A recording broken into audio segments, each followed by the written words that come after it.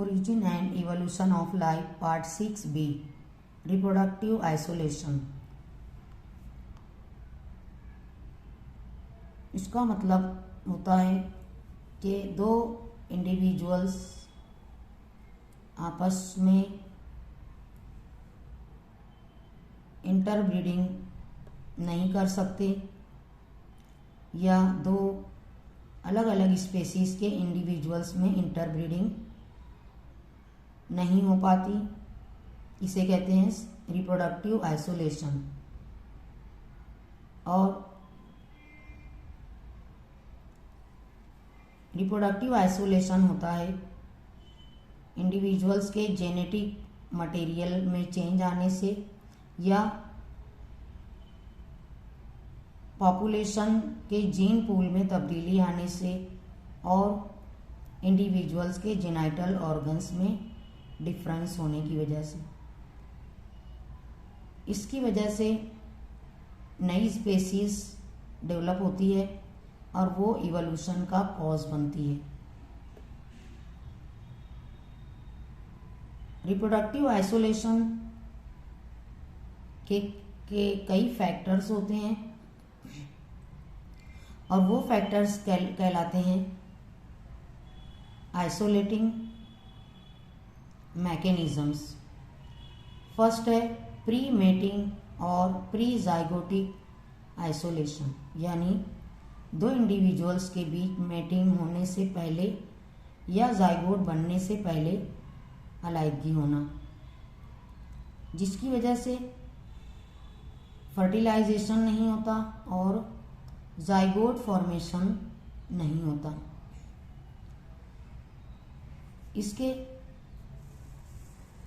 कई मैकेनिज्म हैं। First, habitat isolation.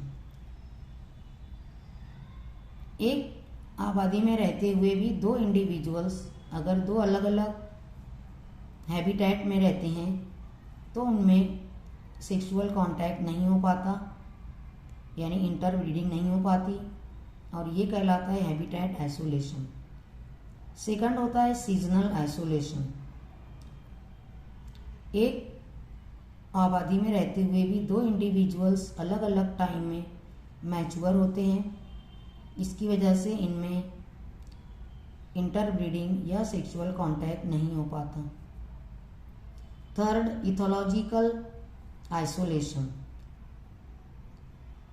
दो इंडिविजुअल्स के बिहेवियर में डिफरेंस होने की वजह से उनमें सेक्सुअल मेटिंग या इंटरब्रीडिंग नहीं होती, इसे कहते हैं इथोलॉजिकल आइसोलेशन।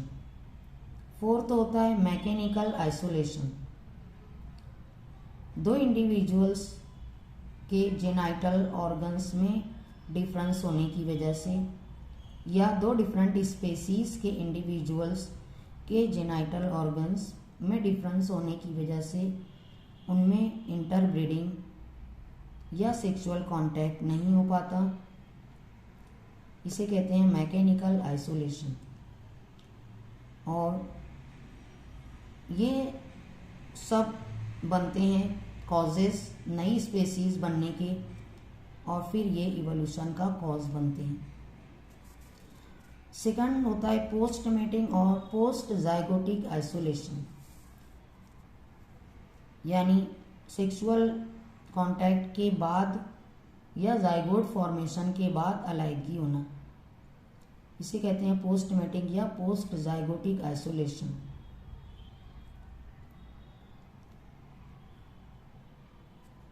इसकी फर्स्ट टाइप होती है गैमेट मोर्टेलिटी।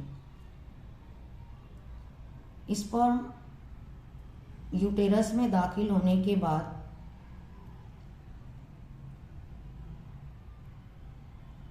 उसकी अपनी लाइफ स्पैन होती है। उस लाइफ स्पैन में अगर वो यूज होता है तो फर्टिलाइजेशन होता है, और अगर उस लाइफ स्पैन में वो यूज ना हुआ तो वो डेड हो जाता है, और इसे कहते हैं गैमेट मोर्टेलिटी। सेकंड होता है जाइगोट मोर्टेलिटी।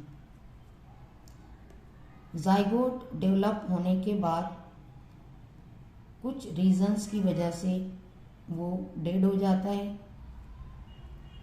यानी वो एक एम्ब्रियो डेवलप नहीं कर सकता, इसे कहते हैं जाइगोट मोर्टेलिटी। थर्ड होता है हाइब्रिड स्टेरिलिटी। एक इंडिविजुअल जो हाइब्रिड होता है, यानी दो अलग अलग इंडिविजुअल्स या दो अलग अलग स्पेसीज से डेवलप होता है, उसे कहते हैं hybrid.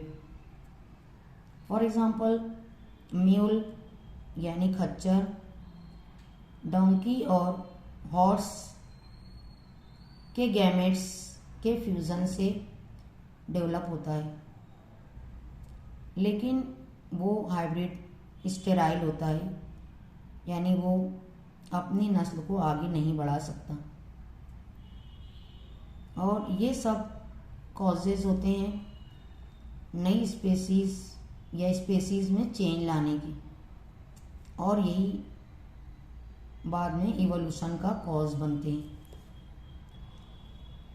Eight last evolution is defined as the development of a complex organism from the simple organisms by changes in the simple organism due to number of factors like environmental, physical and chemical factors। इस chapter में आप लोगों ने modern synthetic theory of evolution, natural selection, geographical isolation और human evolution के बारे में study की। Thank you.